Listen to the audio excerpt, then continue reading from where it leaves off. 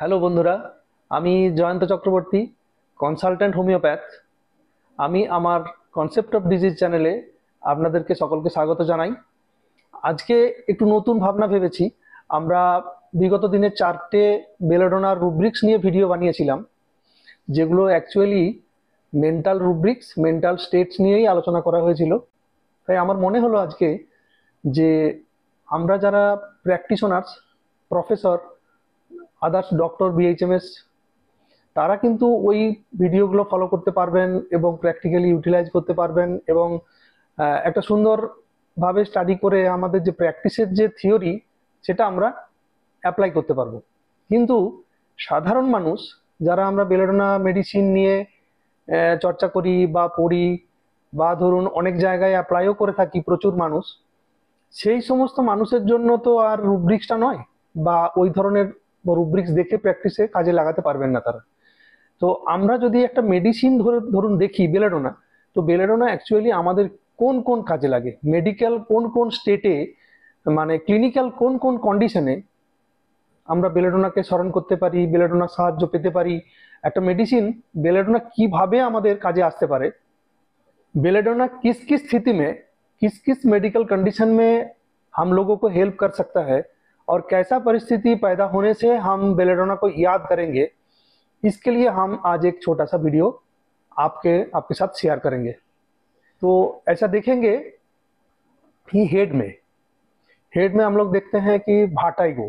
भाटिगो means sir में चक्कर आना विथ थ्रॉबिंग पेन।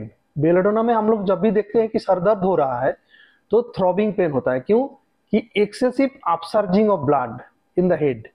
সাধারণত ব্লাড মাথাতে প্রচুর পরিমাণে যখন সাপ্লাই হয়, তখন মাথাতে প্রচুর পরিমাণে ঠিক ধমধমানি মাথা ব্যথা, থ্রবিং পেন বা থ্রবিং হেডেক তৈরি হয়।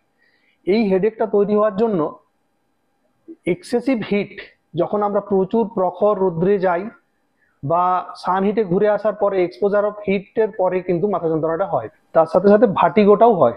আবার ঠান্ডা লাগার পরে যখন ধরুন কোরাইজা বা সর্দিটা বসে যায়, সাইনাসের মধ্যে সর্দি বসে যায়, নাক বন্ধ হয়ে যায়, নাজাল টার্বিনেট গুলো সোয়েলিং হয়ে থাকে, বা এক্সেসিভ অ্যাকিউট অ্যালার্জিক রাইনাইটিস এই কন্ডিশনটা আসে, তখন কিন্তু প্রচুর পরিমাণে মাথা যন্ত্রণা হয় এবং দপদপানি মাথা যন্ত্রণার সাথে माथा घोरा भावो থাকে প্রচুর পরিমাণে। हम हिंदी में भी एक लाइन बोल देते हैं इसके ऊपर, सर दर्द जो है उसके साथ चक्कर भी आता है। कब होता है? तब सन हीट जब एक्सपोजर बहुत ज्यादा होता है, उसके बाद जब कैटरल कंडीशन, सर्दी जुकाम जब पकड़ लेता है और वो सप्रेस मूड में रहता है, सेक्रेशन नहीं होता है थ्रू नजल ओरिफिस से, तब सर दर्द बहुत ज्यादा होता है, उसके साथ भटाइगो आता है। लेकिन इसका एग्रेवेटिंग कंडीशन क्या क्या है? ये बढ़ता है लाइट में, नॉइज में और मोशन में, और आफ्टरनून में भी, शाम को भी ये बढ़ता है। দেখুন, মাথা যন্ত্রণাতে আমরা ভাটাইগোতে, মাথা যন্ত্রণাতে সাধারণত অনেক মেডিসিনের কথা ভাবি, কিন্তু আমার মনে হয় মেটেরিয়ামেডিকাতে অনেক মেডিসিনের মধ্যে বেলেডোনা কিন্তু অন্যতম মেডিসিন। তার কারণ যখন আমরা সাইনাসের কন্ডিশনটা দেখি, নাজাল অরিফিস অবস্ট্রাকশনের কথা দেখি, অনেক মেডিসিন আছে। ক্লিনিক্যাল কন্ডিশনটা যেমন দেখতে হবে, তেমনি ঠিক মেন্টাল স্টেট, প্যাথোলজিক্যাল কন্ডিশন, এই জিনিসগুলোও তো কনসিডার করতে হবে, তারপরে তো বেলেডোনা সুইটেবলি চুজ হবে বা সিমিলিমাম হবে। তাহলে সেই জন্য আমাদেরকে ওই মাথা যন্ত্রণার ক্ষেত্রে যদি আমরা দেখি যে ঠিক কোনো সময় চট করে খুব কষ্ট হচ্ছে, আবার কিছুক্ষণ ভালো আছে, কখনো ভালো থাকা এবং কখনো ভালো না থাকা, এবং ওই কারণগুলো, সান হিটে এক্সপোজার হওয়া, ঠান্ডা বসে যাওয়া, এই সমস্ত কারণগুলোকে আমরা একসাথে ধরে আমরা বেলেডোনা প্রেসক্রাইব করতে পারি, বেলেডোনাতে আসতে পারি। এবং যদি আরো আমরা অন্য জায়গাতে যাই, যেমন ধরুন চোখ, eyes pupil dilated both eyes and eyes feel swollen এবং protrude, photophobia, that means sensitivity to the light, conjunctivitis আমরা যেটা বলি জয় বাংলা, বা ডিপ্লোপিয়া অফ ভিজন, মানে ডবল ভিজন আর কি, and squinting of the eyes, মানে চোখের মাসল যেখানে দপদপ করছে, বন্ধ হচ্ছে খুলছে, বন্ধ হচ্ছে খুলছে, এই যে জিনিসটা, এবং চোখটা আপনার একটা সাইডে যেন মনে হচ্ছে টার্ন হয়ে থাকছে একটা দিকে, এবং আইলিড গুলো সোলেন হয়ে আছে, বিশেষ করে আপার আইলিড সোলেন, যেটাকে আমরা সাধারণত আপার আইলিড সোলেন বা ব্লেফারাইটিস বলে থাকি। Sensation that eyes are half closed, মনে হচ্ছে চোখটা অর্ধেকটা বন্ধ হয়ে আছে। তাহলে আমরা বিশেষত যে কন্ডিশনটাকে খুব বেশি গুরুত্ব দেবো সেটা হলো আপনার ব্লেফারাইটিস। কনজাংটিভাইটিস মানে যেটা চোখের সাদা অংশটা লাল হয়ে যায়, চোখ দিয়ে জল পড়ে এবং চোখের মধ্যে মনে হয় বালি করকর করছে, কিছু একটা ফরেন বডি সেন্সেশন হচ্ছে, চোখে কিছু আছে, বা চোখটা দিয়ে আমরা আলোর দিকে তাকাতে পাচ্ছি না। এই যে কন্ডিশনটা, এই কন্ডিশনটা আমরা কনজাংটিভাইটিস বলি। এবং এই চোখটাও কিন্তু ডাইলেটেড হয়ে যায়। এর ফলে আমরা এই কন্ডিশনগুলোতে আমরা বেলেডোনাকে মনে করতে পারি এবং বেলেডোনা প্রেসক্রিপশন করতে পারি এবং বেলেডোনা থেকে ভালো রেজাল্ট পেতে পারি। এইবার আমরা যদি ইয়ারে যাই, ঠিক চোখের পাশাপাশি ঠিক ক্রোনোলজিক্যাল অর্ডারে আমি বলছি এই জন্য কেন আমাদের মনে রাখতে সুবিধা হবে। ইয়ারে যদি আমরা যাই তাহলে আমরা দেখব অনেক সময় প্যারোটাইটিস বা প্যারোটিড গ্ল্যান্ড যেটা আছে ঠিক কানের ঠিক নিচে অংশেই, ঠিক এই জায়গায়, যেটা আমাদের লোয়ার অংশে যে ম্যান্ডিবল আছে, ম্যান্ডিবলের ঠিক বিহাইন্ড দ্য ম্যান্ডিবল অ্যান্ড ইয়ারের ঠিক নিচু অংশে, সেখানে শক্ত হয়ে যায়, স্টিফনেস হয়ে যায় এবং চোয়ালের মুভমেন্টটা সাধারণত বন্ধ হয়ে যায়, কমে যায়।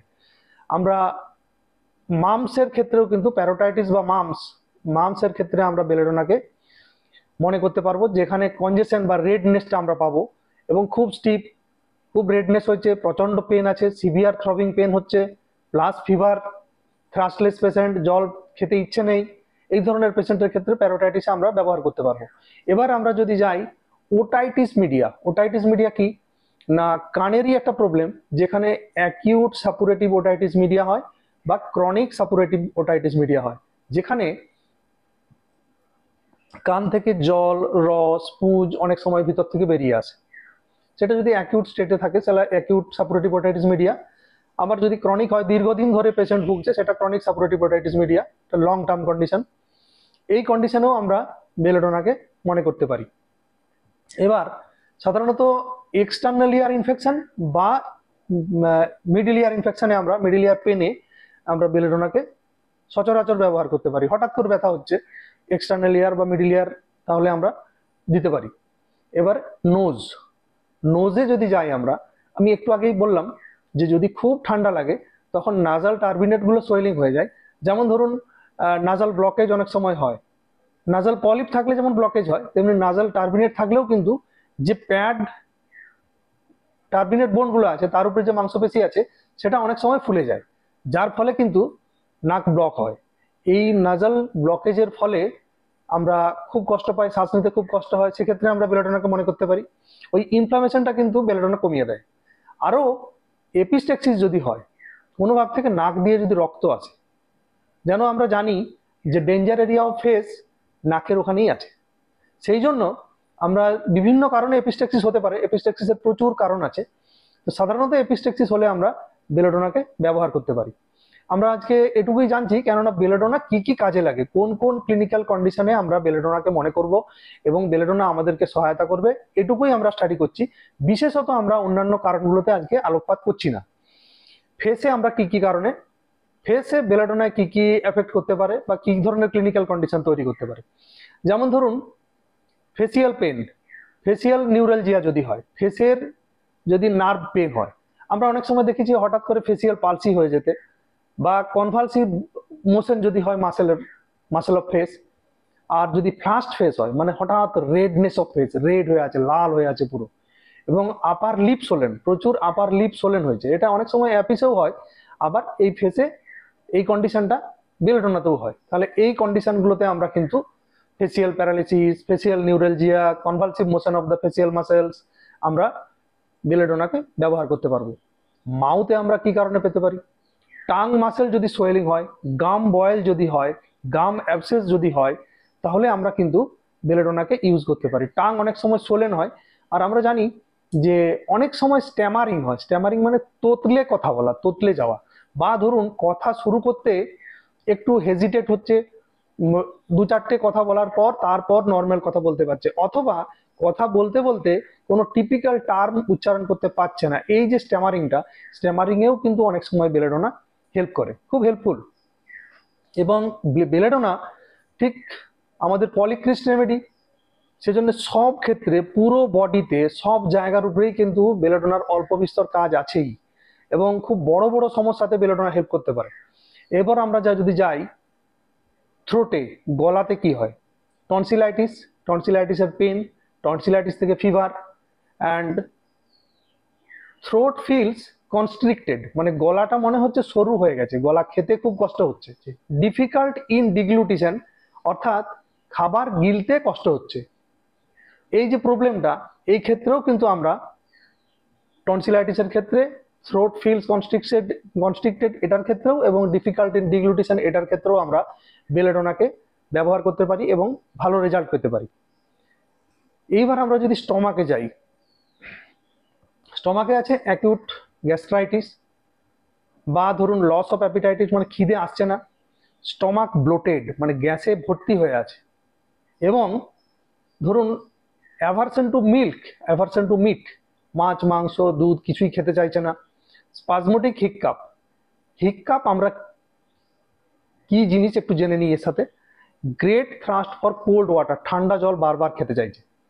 হিক্কাপটা হলো ধরুন হেঁচকি আসা, আমরা ডায়াফ্রাম বলে একটা পার্টিশনের কথা বলি, ডায়াফ্রামটা হলো অ্যাবডোমিনাল ক্যাভিটি এবং চেস্ট, যেটা চেস্টের দুটোর পার্টিশন ঠিক মিডিলে অবস্থিত।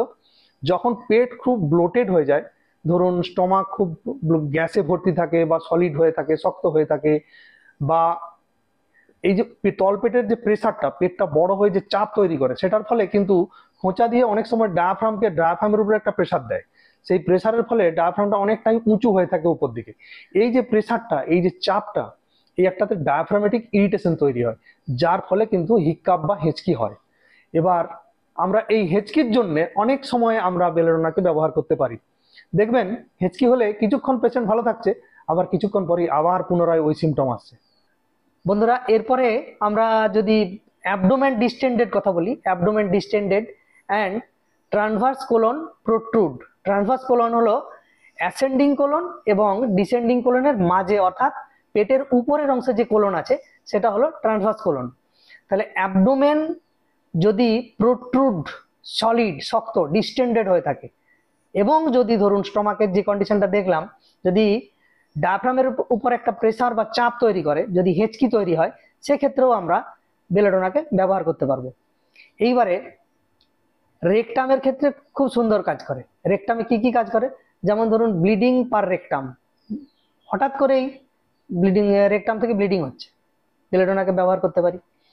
আবার ধরুন অ্যানাল ফিসার হয়েছে, সেই ফিসারে প্রচুর পরিমাণে ব্লিডিং হচ্ছে, খুব শার্প বার্নিং পেন আছে, খুব কষ্ট হচ্ছে, সেক্ষেত্রেও আমরা ব্যবহার করতে পারবো।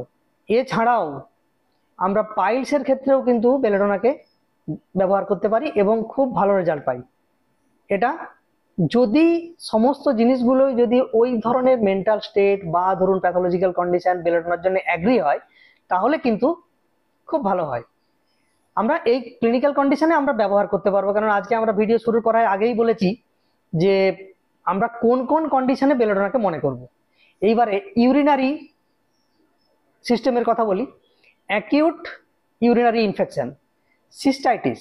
সিস্টাইটিস মানে হলো ইউরিনারি ব্লাডার সোয়েলিং এবং সেন্সিটিভলি ইনক্রিজড, যেখানে thickness of urinary bladder increased, অথবা ধরুন কোনো কোনো ক্ষেত্রে রিটেনশন অফ ইউরিন হয়, যেমন ধরুন ইউরিনেশন হওয়ার পরেও ইউরিনারি ব্লাডারে কিছুটা পরিমাণ ইউরিন রয়ে যাচ্ছে, সেই সমস্ত কেসে কিন্তু আমরা বেলেডোনাকে ব্যবহার করতে পারি। এবং সাডেনলি যদি হেমাচুরিয়া হয় উইদাউট এনি প্যাথোলজিক্যাল কন্ডিশন, কোনো প্যাথোলজিক্যাল অল্টারেশন নেই, হঠাৎ করে হেমাচুরিয়া হয়েছে, তখন আমরা কিন্তু বেলেডোনাকে মনে করতে পারি, বেলেডোনা ব্যবহার করতে পারি।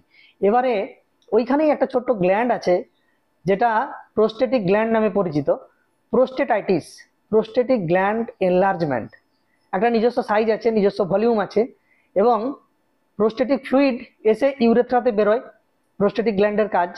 হঠাৎ করে আমরা জানি যে 40-45 এর পর থেকে প্রোস্টেটিক গ্ল্যান্ড কিন্তু নর্মাল ওয়েতে একটু একটু করে বাড়তে থাকে, এবং ওই গ্রন্থির বৃদ্ধি হয় এবং প্রোস্টেটিক এনলার্জমেন্ট হয়, যার জন্য প্রোস্টেটিক গ্ল্যান্ড ইউরিনের বিভিন্ন রকম সমস্যা তৈরি করে, এবং সিস্টাইটিসও তার সাথে একটা কমপ্লিকেশন তৈরি করে। এই ক্ষেত্রেও কিন্তু আমরা বেলেডোনাকে ব্যবহার করতে পারি এবং বেলেডোনার থেকে আমরা খুব ভালো রেজাল্ট পেতে পারি। এইবারে পরের দিকে যদি আমরা যাই, মেলের ক্ষেত্রে সাধারণত অর্কাইটিস মানে টেস্টিকুলার যে ইনফ্লামেশন, বা ধরুন যেটা এপিডিডাইমো অর্কাইটিস মানে এপিডিডাইমাইটিস হয়, এপিডিডাইমো অর্কাইটিস হয়, তো দুটোই যদি ওখান থেকে ইনফ্লামেশন ভিতরে কড় মতো ফুলে থাকে এবং অর্কাইটিস মানে টেস্টিস যদি সোয়েলিং হয়, তাহলে কিন্তু আমরা ব্যবহার করতে পারি বেলেডোনাকে। এবং ফিমেলের ক্ষেত্রে যেটা মনে হয় যে all viscera of lower abdomen will protrude, মনে হচ্ছে সবকিছু যেন বেরিয়ে আসছে, এই যে সেন্সেশনটা, এই সেন্সেশনটা কিন্তু খুব কার্যকরী এবং এটা দেখে আমরা বেলেডোনাকে ব্যবহার করতে পারবো।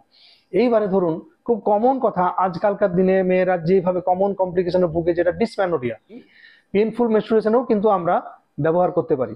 এবং ফাইব্রো অ্যাডিনোমা অফ ব্রেস্ট বা ব্রেস্ট টিউমারের ক্ষেত্রে আমরা বেলেডোনাকে ব্যবহার করতে পারি যদি পেন ওই রকম হয়, এবং ছোট ছোট ছোট ছোট গ্রন্থির টিউমার, বা আরেকটা জায়গায় ম্যাস্টাইটিস হয়, যেখানে ধরুন সদ্যজাত শিশু হয়েছে, মা বাচ্চাকে দুধ খাওয়াচ্ছে এবং ওই ল্যাক্টিফেরাস ডাক্টগুলো কিছু কিছু সময় ব্লকেজ হয়ে যায়, সমানভাবে কিন্তু সেক্রিশন হয় না, বা দুটো থেকেই বাচ্চা কিন্তু দুধ চুষে সমানভাবে খায় না, সেক্ষেত্রে যে অবস্ট্রাকশনটা তৈরি হয় সেক্ষেত্রেও কিন্তু বেলেডোনা খুব কার্যকরী হয়।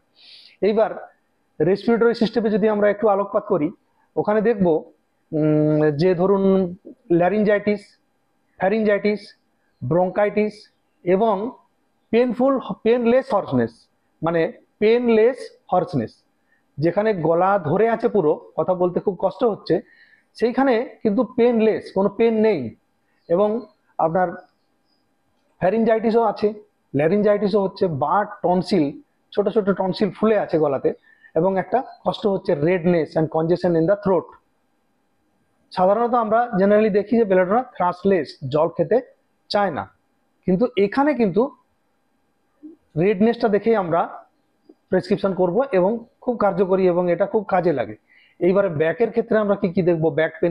ব্যাক পেনে আমরা দেখব যে ধরুন স্টিফনেস অফ ব্যাক, মানে সার্ভাইকাল রিজন বা লাম্বার রিজন, দুটো রিজনের ক্ষেত্রেই কিন্তু স্টিফনেস এবং খুব পেনফুল ওই জায়গাগুলো, এবং মুভমেন্টে কষ্ট হচ্ছে। সাধারণত ডান দিকের ক্ষেত্রে বেলেডোনা বেশি কার্যকরী, বাম দিকেও একটা আলাদা রেমেডি আছে, কিন্তু অনেক সময় যদি আমাদের সিমটম অ্যাগ্রি হয় তখন কিন্তু বেলেডোনা উভয় দিকের জন্যই কার্যকরী হয় এবং খুব কাজে লাগে। তাহলে আমরা সার্ভাইকাল স্পন্ডাইলোসিস, লাম্বার স্টিফনেস বা লাম্বার স্পন্ডাইলোসিস দুটোর ক্ষেত্রেই আমরা সফলভাবে বেলেডোনাকে ব্যবহার করতে পারি।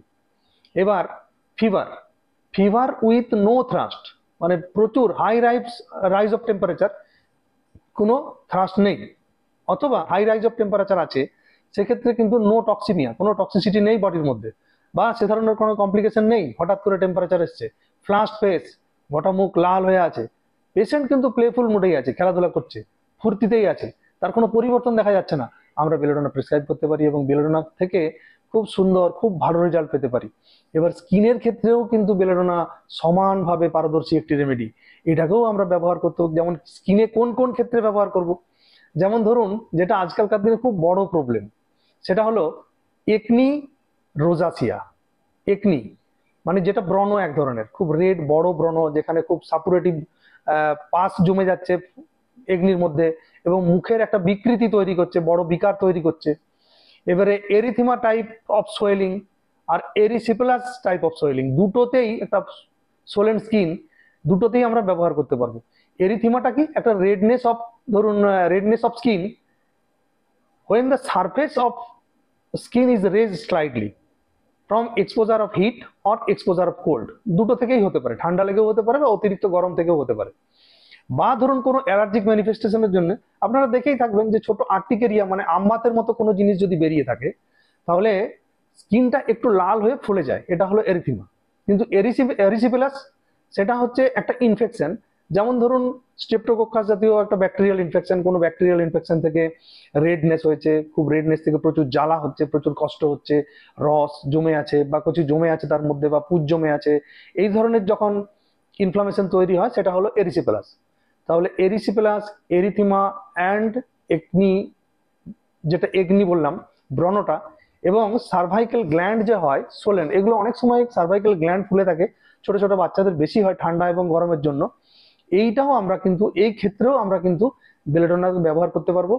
এবং কোনো কোনো ক্ষেত্রে আমরা দেখি যে কানের পিছনে যে জায়গাগুলো, এই দুটো জায়গাতেই ছোট ছোট গ্ল্যান্ড ফুলে থাকে এবং সেই গ্ল্যান্ডের জন্য কিন্তু বেলেডোনা খুব সুন্দরভাবে কাজ করে এবং ব্যবহার করলেই দারুণ রেজাল্ট পাওয়া যায়। তো আপনারা দেখুন, head, eyes, ear, nose, face, mouth, throat, stomach, abdomen, rectum, urinary system এবং male female both, respiratory, back, fever, এই সমস্ত জায়গার উপরে যে সমস্ত কমপ্লিকেশনগুলোতে ক্লিনিক্যাল স্টেটগুলোতে আমরা সাধারণত বেলেডোনাকে মনে করতে পারি, এটি নিয়ে আমি আজ কিছু কথা বললাম। এছাড়াও ধরুন প্রচুর কন্ডিশন আসতে পারে যেখানে আমরা বেলেডোনা স্মরণ করতে পারি, প্রচুর রোগের কথা আসতে পারে, মেন্টাল স্টেট আসতে পারে, মেন্টাল অল্টারেশন হতে পারে এবং ছোট ছোট অল্টারেশনগুলোই ছোট ছোট রোগ তৈরি করতে পারে।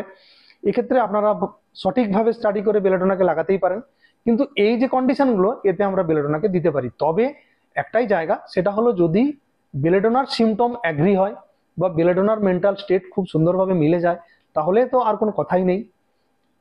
এই জিনিসগুলোই আপনারা বেলেডোনাকে ব্যবহার করতে পারবেন।